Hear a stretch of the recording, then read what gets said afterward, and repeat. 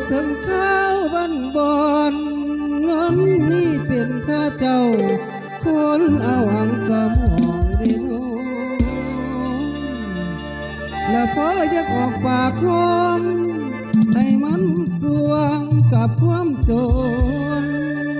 ชีวิตคุณขายอยู่ต่างแดนมันแสนโออาชะจันใจโอเงินของโตอยู่ทวงเพิ่นโอ้ยพออยากออกปากเอิญ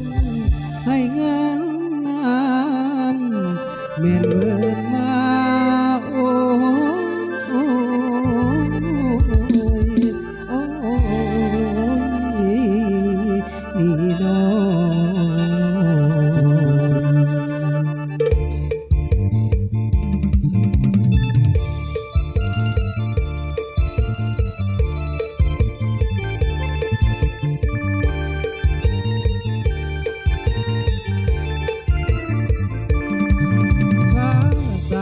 สิ้นฝนคิดถึงคนที่ฮักบูชาจากไปไกลแดนบ้านป่าจากไปไกลแดนบ้านป่าจากทุ่งนาไปหาเฮ็ดงาน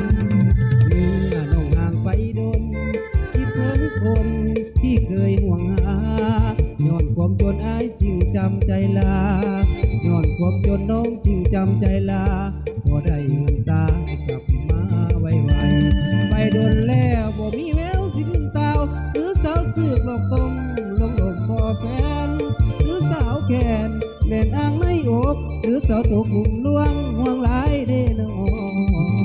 โอ้หนอเมืองไทยเมืองหลังก็ท้องว่ามันต่างกับนครเวียงจันทร์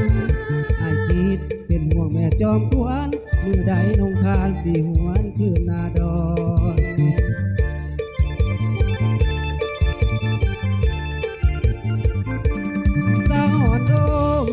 อยู่ตรงเพิ่นยังกะเบิ้นหน้าไปขาอยู่ปุ่งความมาดมุ่งใจปรารถนาป้องอย่ามองเกินไปสิวันไว้ใจเจ้าจงเศร้าเสียเถิดคนดีบ้านนายังมีเงินพันเงินห้อยจงกลับคืนมาสู่ดอนคอยจงกลับคืนมาสู่ดอนคอยเงินทีเงินห้อยก็คอยเก็บกำมายังคอยท่า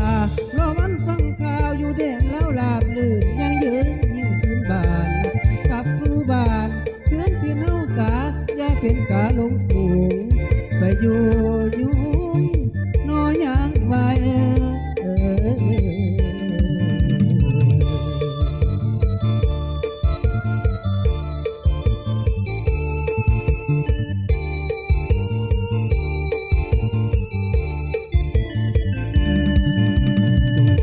เสียเถิดคนดีบ้านนาเฮามีเงินพันเงินห้อยจงกลับคืนมาสู่ดอนคอยจงกลับคืนมาสู่ดอนคอยเงินกินเงินห้อยก็คอยเก็บกำ